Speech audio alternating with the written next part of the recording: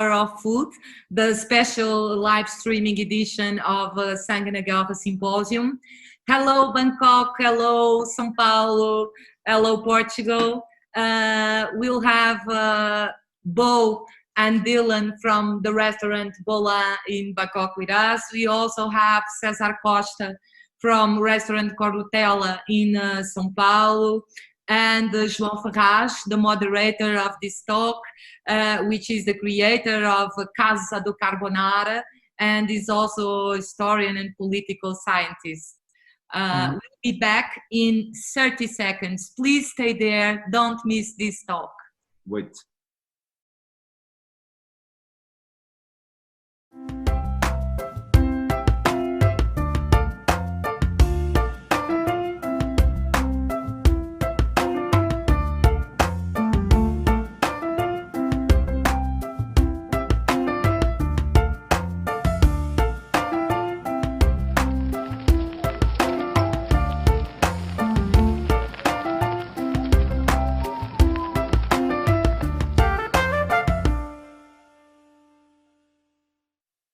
Hello again. We are on the air with two special restaurants for us, super sustainable restaurants, persons that I've already met personally, and thank you so much, guys, to being here. Also, João Ferraz.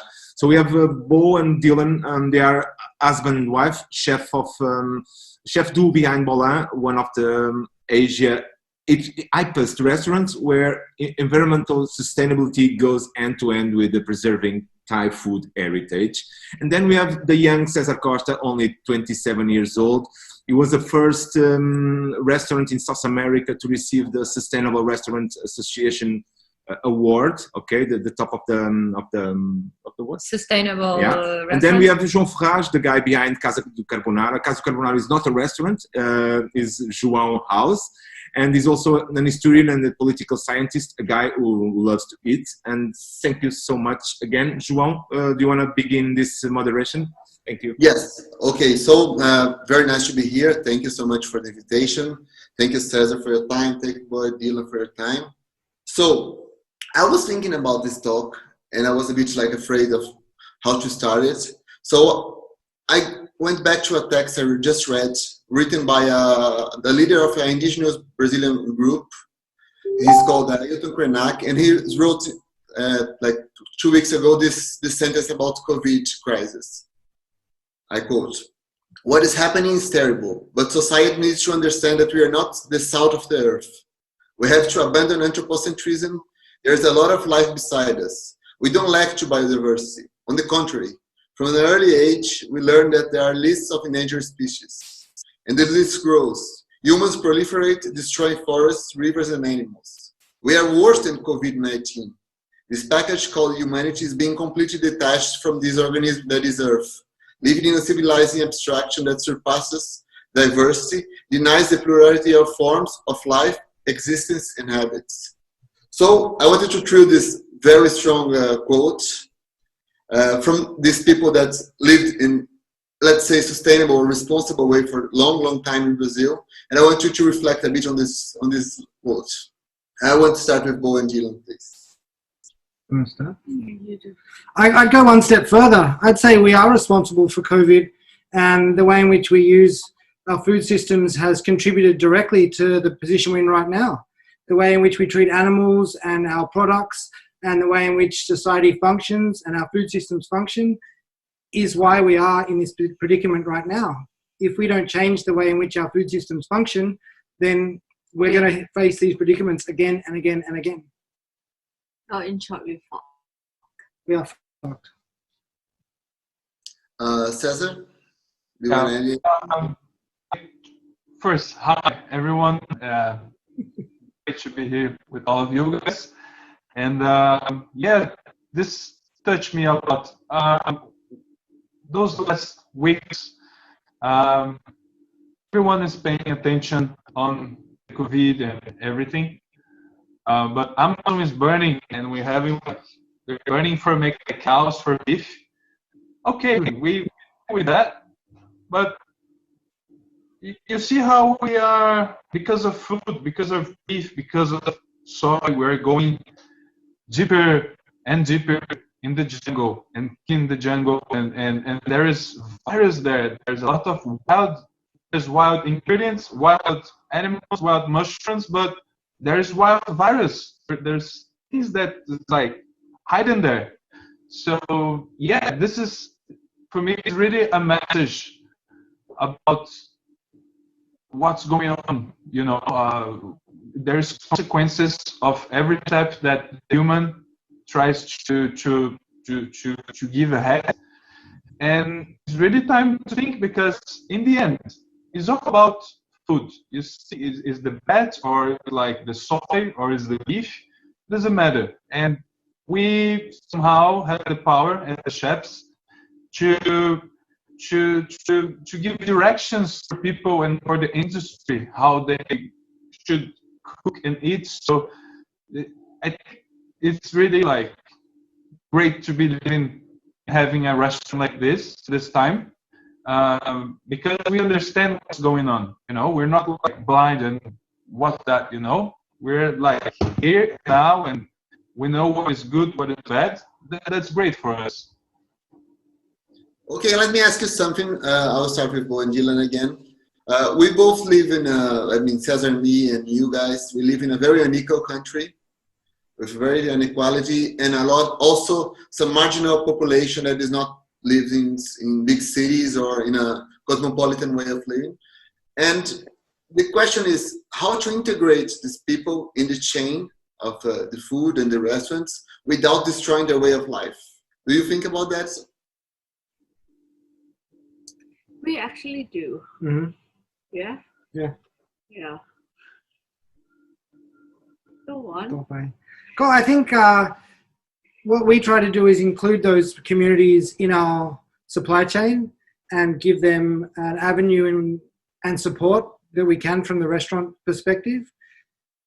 This current situation has highlighted how important it is to support food producers, because at the end of the day, they're the ones who are the most resilient and sustainable. I mean, yeah, they're going to lose a lot of money if they don't sell to a restaurant like us or a restaurant like you or whatever, but they're not going to die from starvation. They're not going to worry about, okay, where's my next meal coming from?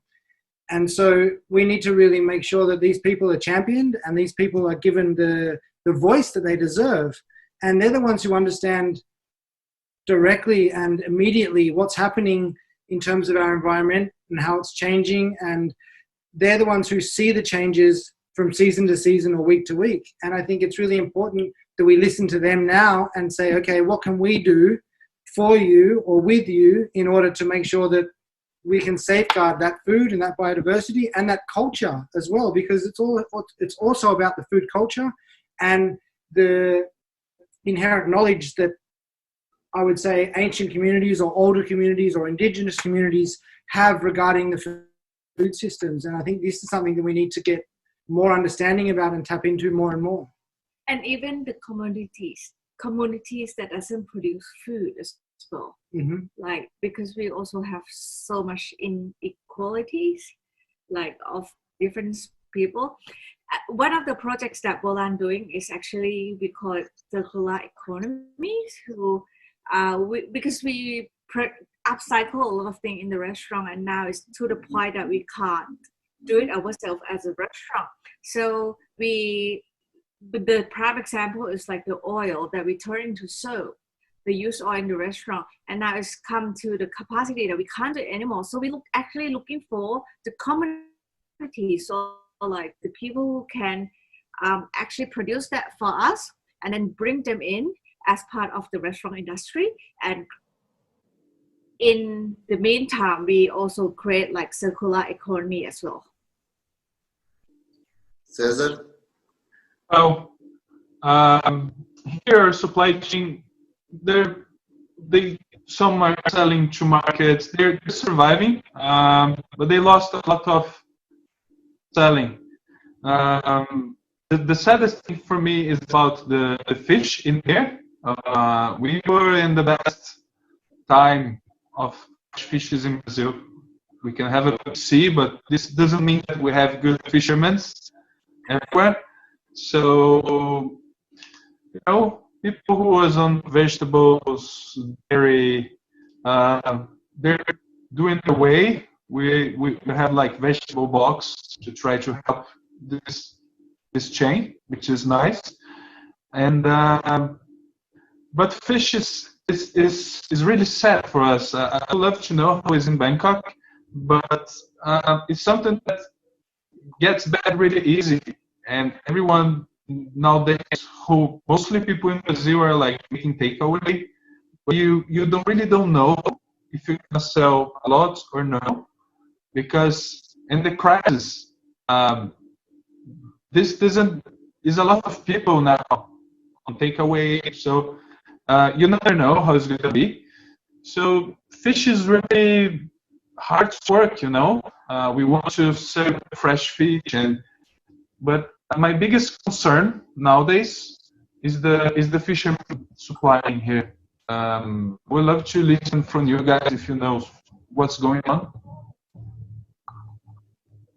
So, is he saying the fish is not fish? No, he's saying the supply chain for the fish is difficult, and he's worried for the fisher people and how we deal with that here. Oh, you put formaldehyde in our fish. We don't. Like Thailand in general. So you fuck as well. Yeah. Thailand never have that logistic to support the fishery industry in that way either. And then it's only support the farming, like for prawn or for farm fish, which is not really great. Our fishermen in Thailand is also struggling how to get a really fresh products to a really good, like, or discerning market, a market that's like, willing to pay for it. Yeah, we also have the same problems. However, now we have a couple of NGO and whatnot working on it, and then start creating like the network between the fishermen, and then try to do the private logistic and make it work, so that we encourage them not to put formaldehyde on the fish, and also it's like telling them about preserving the fishing tools, that is not trolling. What is the other thing that you call? Dragnet trolling. It's the industrial fishing. They're moving away from that and going back to traditional methods of fishing. Yeah, so the logistic is really important, and it was done privately at the moment. Like if you have your hand on the local fishermen and those NGO. And let me ask you something. There's something I've learned with Cesar's restaurant, which is that he started to internalize some productions of food like chocolate, cheese, butter, and all this stuff in order to first achieve a better way of consumption and to use all parts and all leftovers of the producing parts, but also to make it better, to enhance the quality of the products, not just taking care of the leftovers, but also to enhance the quality. And the other thing that is super interesting about that is that he could lower the prices of the restaurant because he was doing everything in there and could provide a better price for the clients. How is this working in there? I heard that you were also doing some kind of work like this, but I don't know it. Well, we work with trying to reduce our waste, of course, and that's really important to us. From us, we try not to produce our own products like shrimp paste and fish sauce and other artisan items like sugar, whatnot, because we feel that while we probably could produce it in-house, if we did, we're taking something away that's fundamental to a lot of people. And two, some of the people I think make it better than us. So I prefer to buy the better product from them, who do a real fantastic product, small production, very artisan, but also very unique and environmentally friendly. What we try to do is come up with ways in which we can close our circles or upcycle our food into something else that can add value to the restaurant in some way. So we play with ideas like taking our oil and turning it into soap.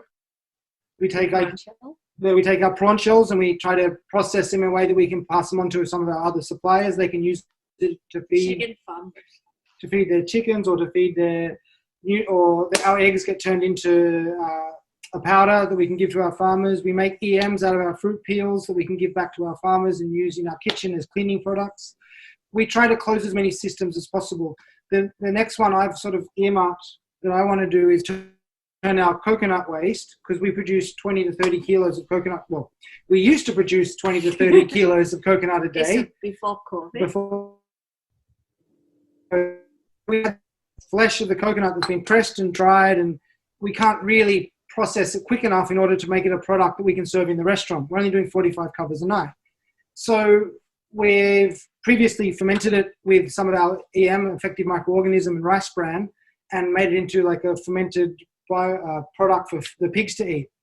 But even still, that's logistically quite challenging because our pig farmer could be in Sissaget, which is a couple of 100 kilometers away.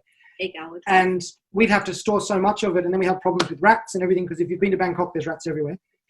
So now we're looking at turning it into charcoal. And if we can turn it into charcoal in-house and devise a system that we can do that, then we don't have to buy charcoal in for our charcoal grill. And things like this for us is really exciting because it means we don't have to buy stuff in. We're reducing our economic footprint, our carbon footprint, but also we're not creating any waste, and we're creating something that is of value and worth to the restaurant that's not necessarily food-based either. Okay, Cesar, probably I wasn't fair for you at explaining your system. So I would like you to explain why does it make sense for you to do all these things, and how did you get to this idea?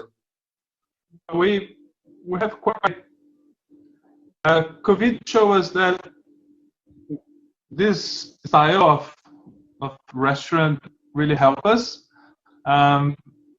First, like the exchange of money. So dollar now is super high, and we still find a lot of restaurants here that uses loads of things from other countries, and they will have to change their price. You know, someone that is using like chocolate from Europe here, the price is at least 40% higher. So somehow this showed us that the only thing that I'm more afraid is the wine. It's something that I don't know if in Bangkok the price of the dollar and euro is going higher and higher, but here in Brazil it is a reality, and you know, I'm super looking forward to see how we are going to manage the wine business. Those things that doesn't depend, it's produced in Brazil somehow. So working local really has showed us that you're more protected against like this earthquake, the biggest like economic crisis. And yeah, for sure, you know, he's right, and you need to make everything from scratch. What we do, we can, if it's good, we serve. But it's great when we have like you control. For us, it makes sense. It becomes like cheaper somehow to buy the material raw, and once again, we're just buying like straight from the people. And this is something that people in the house should think right now. You know, use those restaurants as something to influence you the way you cook at home. Doesn't matter in the world where you are right now. I'm really sure you're cooking a lot, your families and your friends. So imagine if we can take a bit of working that I'm doing, working at Wood Island I'm doing, and put in your daily basis. So yeah, it's great to be a small inspiration for people. Yeah, I agree. I think this situation we're in is actually, it's an opportunity for all of us to grow and an opportunity for us to make a change. And I think that's what's exciting for our industry right now, is how we can make those changes and how we can grow as an industry for the better and for the environment, and make the consumer aware of how important it is to be mindful of these things. That was a question that I was about to throw here, is that we all know that the emissions and the pollution and the and the garbage and the footprint we leave is very connected to the way we consume. But what's the role of restaurants like yours, both of yours, in kind of educating, not in a hard way, but in showing other ways to people? How can a chef be part of educating like new generations of people and people that are interested in food?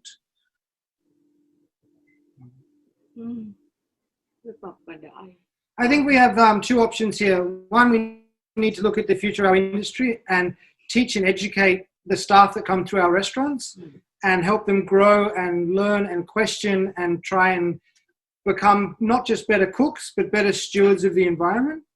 And then the other side is we need to try and communicate to our customers and make our customers understand why we do what we do and how we do what we do and why it's important. So I think they're two very different scenarios, but equally important, because with one, if you don't have cooks, you don't have a restaurant. If you don't have customers, you don't have a restaurant. So they're both as important as each other. Agree. It's the first Cesar, please. Well, No, if we can put this into the educational systems, like when you do have a chef school and all that as well, that will work as well. Cesar's going to talk. Sorry. well, I don't know. I feel like we will have to like reset our mindset somehow. I think the chefs will have to reset their mindset. The employers, I think everyone will have to be really clear that we start over again. Sometimes what we used to do it's not this way anymore. Especially some like standards for like contact or distance. Chefs used to pass each other all the time, and like we're not used to work with the space. I think we have to think how we already had a kitchen of like 3 guys all together in a really small space. I don't know if we'll have to like split our production, if we'll have the new people, the new generation, for sure we'll never know how, maybe they will never know how it feels like to be in a restaurant on the old times, you know. I think it's a new time for everyone. Students, chefs, restaurant owners, customers. We will all figure it out together, I think.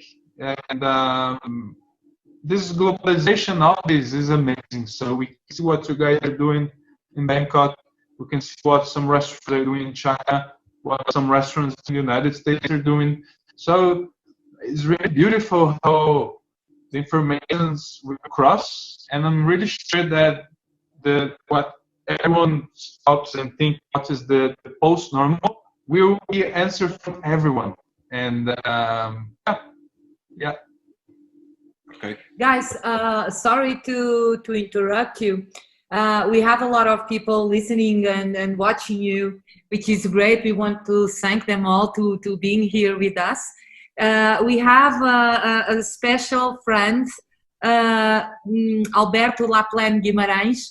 He's asking, he would like to hear more about the comment that the pandemic is our fault, our human fault, and the consequence of the way we treat the animals. What are the limits to utilization of animals in food, and how to deal with that in countries with cultural traditions related to wild animals consumption? It's a question for both of you 3 guys. João, now I change. You also answer, okay? 2 minutes each. Well, I think if you look at the way the Western world treats animals, it's no different from what people are saying that China has done with the bats or whatever. I don't think it's an issue of a type of animal or what the animal is. I think it's how we treat animals and keep them in confined spaces. We don't feed them properly or the correct diets. The way in which they're killed is not ethical. The way in which they're processed is not correct. So even in these factory farms you have I think you have them in Brazil, you have them in America, you have them in Europe, there's a chance that something like this could originate from one of those farms, in my opinion. I'm not an expert. I know how to pound a curry paste. I don't know the science behind how viruses are transferred and whatnot. But for me, it just makes sense. If we use more ethically raised animals in a more free-range environment, wild animals as well, I see nothing wrong with that, then I think we are limiting our chance of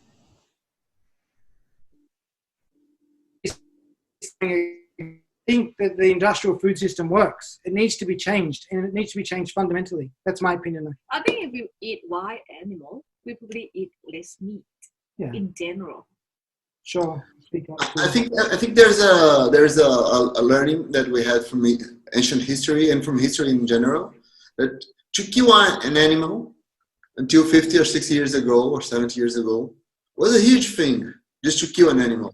It doesn't matter which animal was it. And then suddenly we treat it as a commodity, and you're producing like lots and lots and loads of animals. So like the livestock are huge, and you're producing like crazy. And we lost this appreciation of killing an animal. And it's not like I want to be bad and kill an animal and do like some kind of torture, but to understand what that is generating for us and how they're so important in transforming vegetables into proteins. They're the biggest converters of vegetables into proteins, and easy protein for us to consume. It's much easier to get protein from any animal than from a soybean or something like that. But we lost this appreciation at all. We're just killing like crazy, and we're doing like this. We're not appreciating the time, so we're killing like the livestock of cows and ox here in Brazil with 18 months or 20 months or 24 months, which is not the right time to kill it. It's way under what the age that it should be killed. We're not using them for other things besides killing and providing meat and eating meat 24 hours a day. So I think maybe the main question is the appreciation we have for the killing of the animal and the way we respect it, and then consume it as something special. We lost that at all. Okay. Cesar, do you have any? Or for me, it's I think it's really clear. Everything you do, there's a consequence, and we've been like, let's say, we humans, we believe like there is no consequences like destroying. Now we're talking about COVID, but a year ago we were talking about like global warming. So, you know, global warming is still there. We have a lot of problems to face, and those major problems is about like production. It can be food or other stuff, but it's really a way to see how we consume. We humans, we want to consume everything. We want to consume the forest. We want to consume the animals. We want to consume everything. Like if you see an animal, like if you get a lion eats what a lion eats. He doesn't mess with things that he doesn't eat. He knows it is, and it's his nature to eat what he eats. But we humans, we somehow have this free will inside of that let us think that we can eat whatever we eat, destroy whatever we want. So we don't live in balance with the world, and that's something clear. Imagine with the global warming, another pandemic. Like, you know, we need to be aware that, or what we do, how we eat, there's a consequence in the future, and this is clear. Let me ask you something for you both guys. We know that we learn as human beings. We are keen to learn usually by trauma or by repetition. So that's two ways we learn better. But do you have any? Do you believe that we can learn as a collective with this crisis? Because I always think that we learn by very egotistical ways, but we don't learn as a collective. I'm very skeptical that we are going to learn something from this COVID. What do you think? Well, I think as soon as the vaccine come out, we learn nothing about it anymore. Sure. I don't know. I think human. It's Well, I think we have capabilities of learning as a human being, but the capitalism just like brainwash us all. And all what we want today is money, not food, and not real food anyway.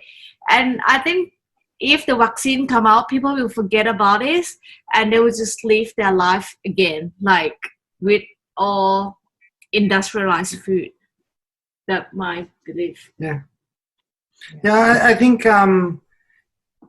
we're pretty stupid as a race. As a human. As a race, we're quite stupid, and I think we really, it takes us a lot to learn from our mistakes and to learn collectively. I think it has to be a huge trauma collectively in order for us to learn. If it's only a few people suffering or a small percentage of people suffering, then collectively I don't think we have apathy for sure, but we don't learn. That's a bit harsh. Well, we don't. We do. Some of us do. Well, Do you mind if I introduce another question? Sorry.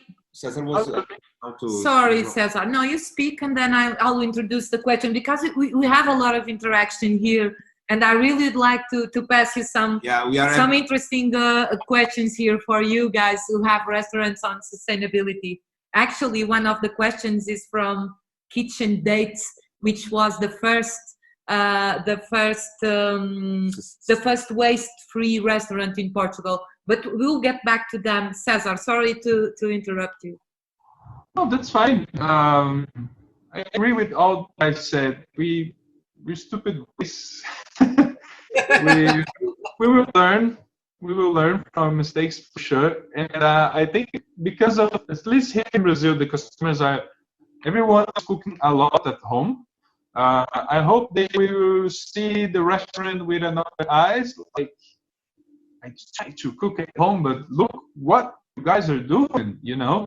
So I expect more empathy from the customers because they're like cooking a lot, understanding more about what we do in their home. And especially they're having big boxes of trash in their house and they're like, how is possible, you know? How can I manage this? 40% of the box things in Brazil has increased of the size. I mean, 40% of the size of everyone. So, yeah, we have something to exchange with those people. Mm-hmm. Go on. I'll introduce this question now from Kitchen Dates. I remember they are the first waste-free restaurant in Portugal. They do an amazing work here, actually. And they ask you, do you believe this pandemic will be a change driver for more restaurants to adapt more sustainable practices, focusing on local, circular, and low waste? Also a means to become more financially viable? Well, I'm not really positive right now. In Thailand, there's so many restaurants who go like human free. So like no one touched the food from the produce in and out. And that is really scary thought and philosophy. Well, in my negative world, I don't see it happen in Thailand. I'll see a lot more people think more about where their food come from and blah and environmental impact to their food. But as a restaurant or restaurant operator in general, to do that, it doesn't actually create financial viable. It's almost impossible. I think in order for restaurants to do that, it needs to be supported and supported by government, and there needs to be initiatives for restaurants to reduce their costs if they're going to reduce their waste or make their restaurant more sustainable. And what Bo, I think, is saying as well, in Thailand, the government's not that progressive, so there's no incentive for us to be doing what we're doing. A lot of the things we do cost us more money than the average restaurant because we care. I'd love to see more restaurants go down this path, and I think more restaurants need to in order for us to survive. I think if we all start thinking globally but acting locally, then we can make huge changes, sweeping changes across the planet. But it requires change at every level, from the consumer, from the restaurants, but also from the government. And these changes need to be implemented and pushed, basically. And I sort of agree with Bo. I'm more positive than her today.